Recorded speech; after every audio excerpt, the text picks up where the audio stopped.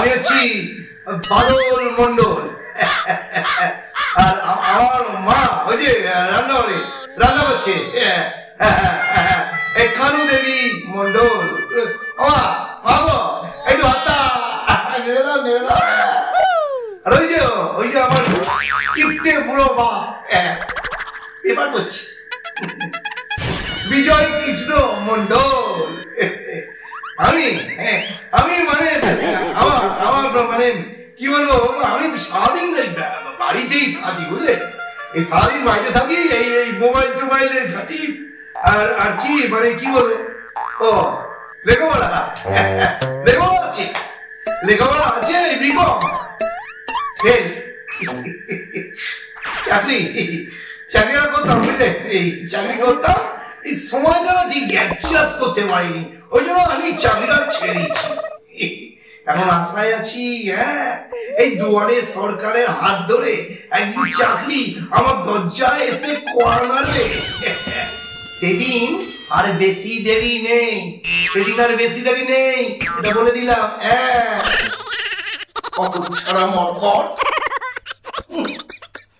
12টার সময় ঘুম থেকে উঠবে, আবু করার নাম করে এই বাথরুমে দরজা বন্ধ করে 2 ঘন্টা কাটাবে, আর বাথরুম থেকে বেরিয়ে সোজা ছাদে এই বাড়ির বৌদিদের দিকে তাকাবে, বিড়ি ফুঁকবে, আর দুয়ারে সরকার ওনার দরজায় কড়া নাড়বে, চাকরি নিয়ে কড়া নাড়বে। কিচ্ছু হবে না, কিচ্ছু না। দেখো বাবা, সব ব্যাপারে ফোড়ন কাটবে না, আর যা বোঝো না তা নিয়ে মাথা কামিও না, এটা বলে দিচ্ছি। সব বুঝি, সব গামছাওয়ালা। দেখো এই গামছাওয়ালা বলে আমাকে কিন্তু ইনসাল্ট করবে না, বলে দিচ্ছি।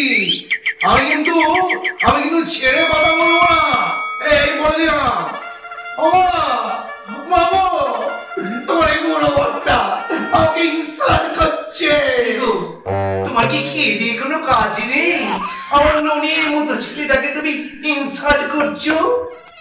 যেমন মা তেমন তোর গুণধর সন্তান। খবরদার বলে দিচ্ছি, মা তুলবে না কিন্তু।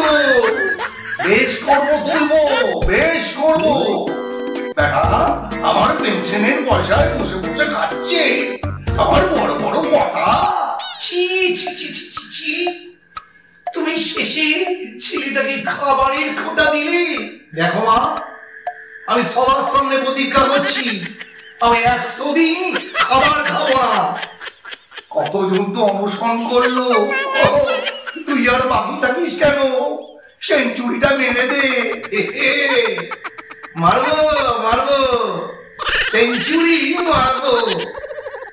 ওসব কথা বলি না ননি, তুই না খেয়ে থাকলে আমি যে বাঁচবো না। এই সমস্ত খাবারকে লিকুইড করে দাও। আমি খাবো না, পান করবো। এদের আদর্শ বলে কিছু নেই, সবই ভেজাল। বাবাকে পটাতে হবে, রেগে কোনো লাভ নেই।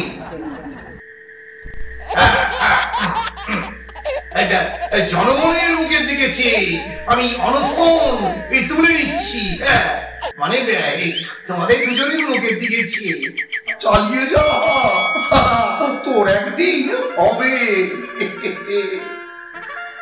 বাবা, ও বাবা গো, ছেলেটা বাবা বলে গলাটা শুকিয়ে পড়লো, একবার উত্তর দিতে পারছো না।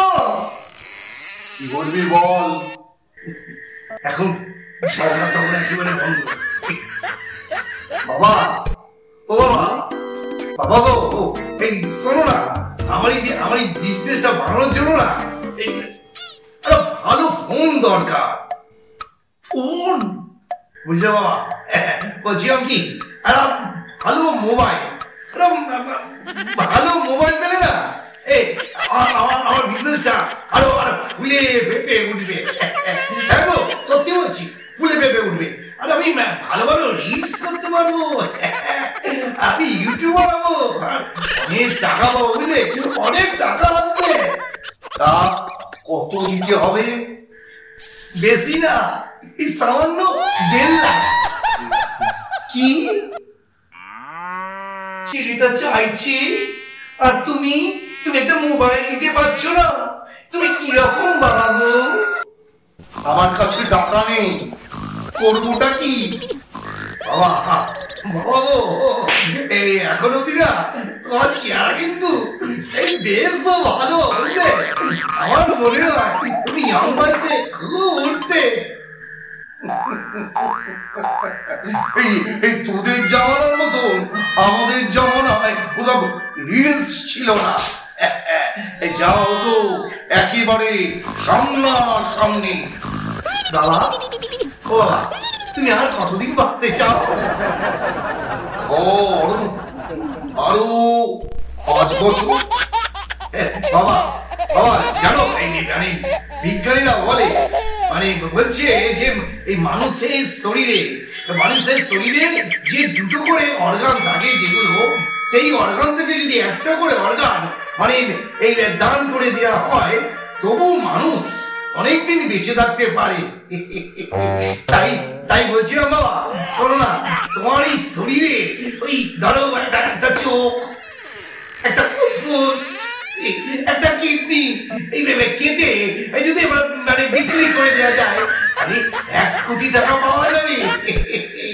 আর ওই টাকা দিয়ে আমার এই বাদবাকি জীবনটা, বুঝলে, একেবারে ভালো করে কেটে যাবে।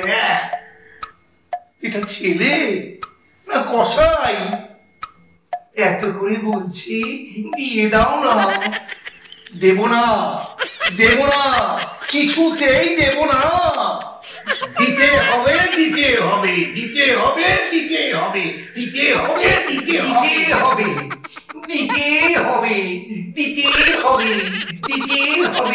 দেব না। ওমা, খাবো কি? চল ননি, ঠাকুর ঘরে চল, আজ রান্না বন্ধ। ননি, ঠাকুর ঘরে চল। এই দেখ, পাউরুটি, মিষ্টি আর কলা। চল, আমি যে রান্না করতে পারি না, আমি কি না খেয়ে থাকবো? এই দেখো বাবা, কলা খাচ্ছি। তুমি আঙুল চুষো, আঙুল চুষি।